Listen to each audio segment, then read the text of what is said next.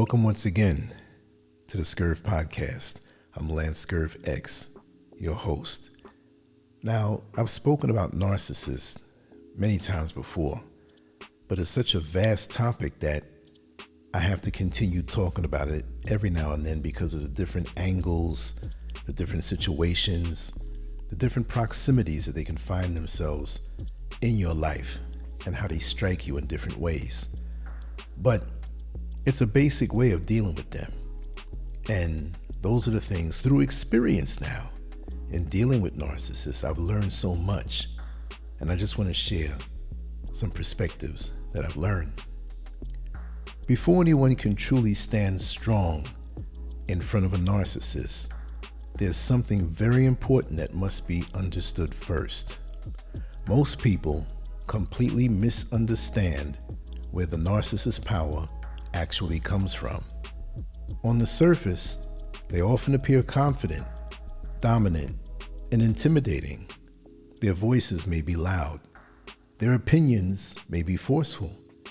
They may carry themselves with a sense of authority that makes people hesitate before challenging them.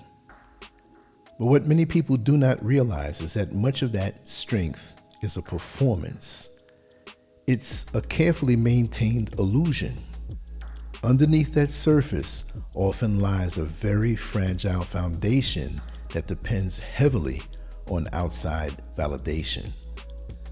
A narcissist does not build their identity from deep inner stability. Their sense of self depends on constant emotional fuel from the people around them. Attention, admiration, reactions, control, and influence over others all become the psychological oxygen they need to feel secure. Without that supply, something uncomfortable begins to happen inside of them. Their sense of control weakens. Their certainty fades. Their carefully constructed identity begins to feel exposed. And this is where the real truth reveals itself. The power they appear to have does not come from genuine strength. It comes from access to your emotions, access to your reactions, access to your desire to be understood, respected, and approved of. Once you understand that, everything about the dynamic begins to look different. Think about how these situations usually unfold in everyday life. A narcissist may criticize you, provoke you, or question your value. They may make subtle comments designed to get under your skin. Sometimes the attacks are direct, other times they are disguised as concern, jokes, or passive remarks that leave you feeling uneasy. And naturally, most people respond. You defend yourself. You explain your intentions. You try to correct misunderstandings. You try to prove that you're reasonable, fair, and worthy of respect. But in doing so, you unknowingly step into the arena they control. Your emotional response becomes the confirmation they're looking for. From their perspective, your reaction proves something important. It proves they still have influence over your internal state. That is the leverage they depend on. What truly threatens a narcissist is not confrontation. Many of them actually enjoy confrontation because it keeps them at the center of attention. What threatens them far more is something quiet and deeply unsettling to them: the loss of psychological control. Something remarkable happens when the person they once manipulated suddenly becomes emotionally steady. The criticism no longer triggers long explanations. The provocation no longer leads to emotional outbursts. The attempts to control decisions no longer succeed. And when that shift happens, the narcissist begins to feel something they deeply dislike. And what is that? It's uncertainty. Because the foundation of their influence was never real authority. It was your participation in the dynamic. Once that participation disappears, the structure begins collapsing much faster than most people expect. Now, this does not mean they suddenly become reflective or self-aware. In many cases, they begin testing new strategies. They observe you more closely. They try different tactics to provoke the reactions they once relied on. They might increase their criticism. They might attempt subtle guilt.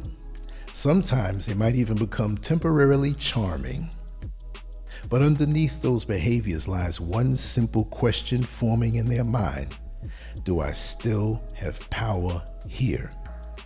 And when the answer repeatedly becomes no, the entire strategy must change. This is where emotional detachment becomes incredibly powerful.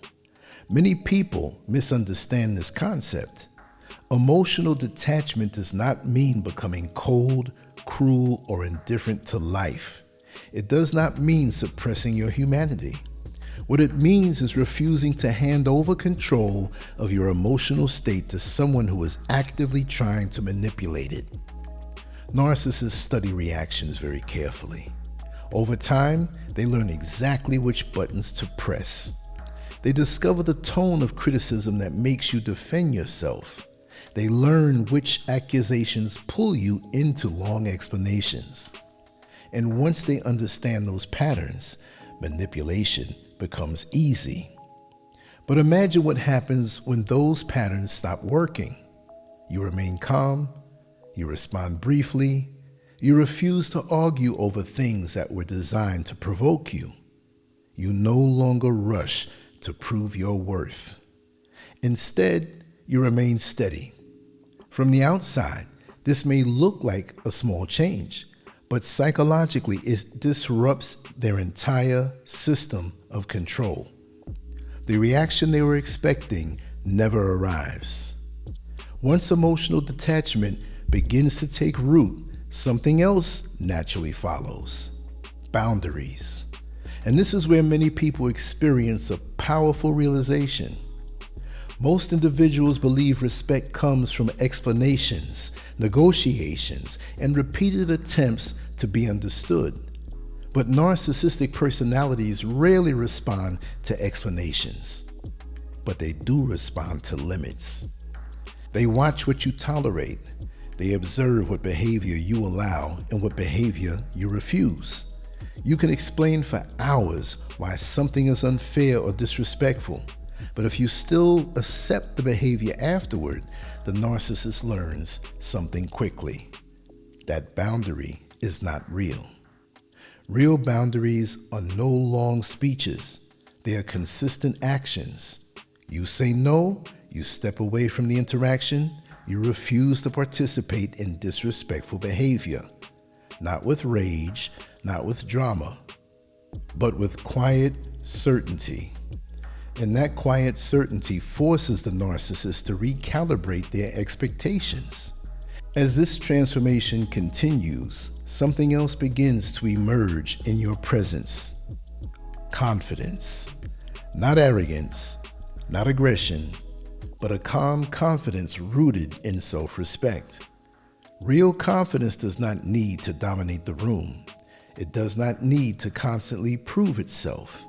Instead, it appears in simple behaviors.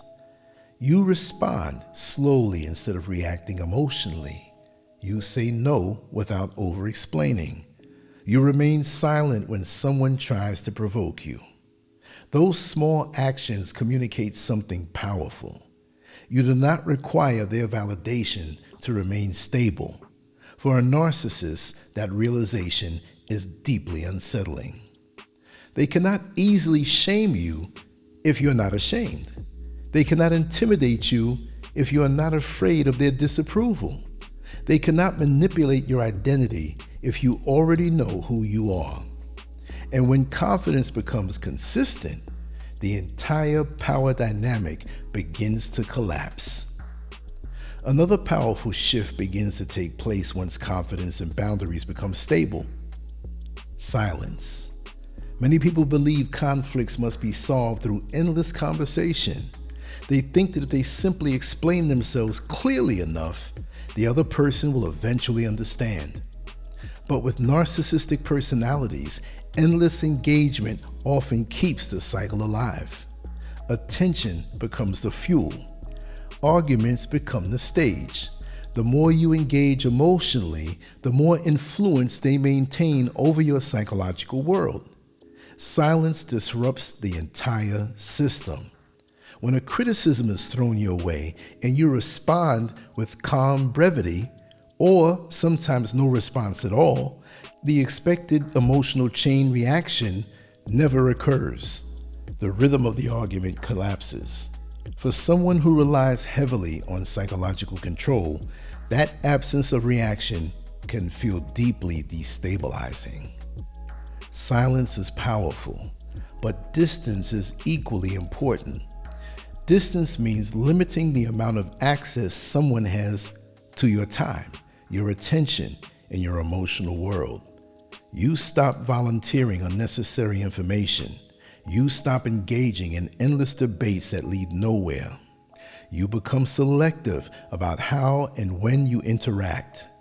This does not require hostility. It simply requires clarity.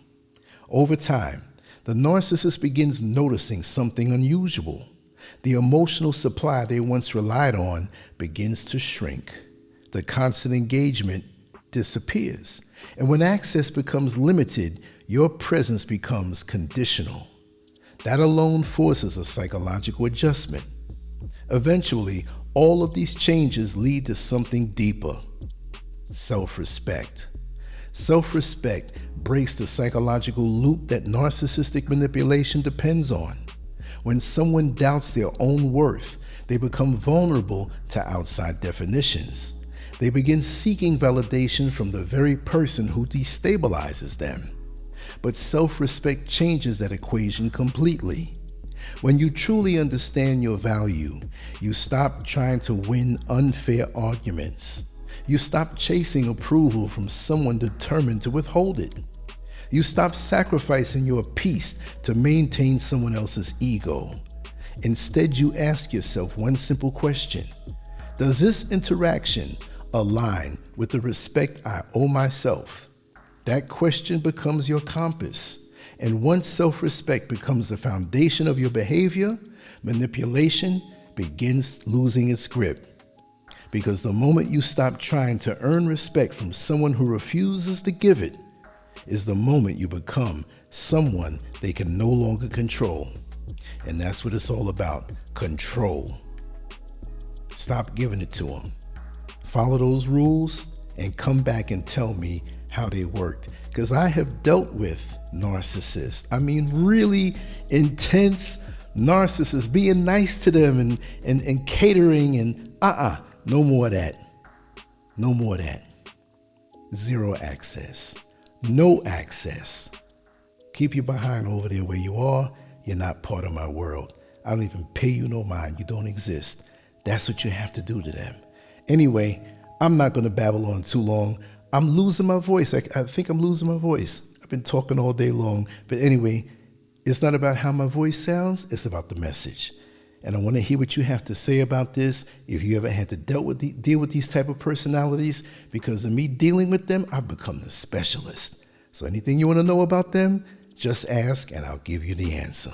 Much love to you all. On to the next one. Like I always say, Scurv out. It's always a pleasure.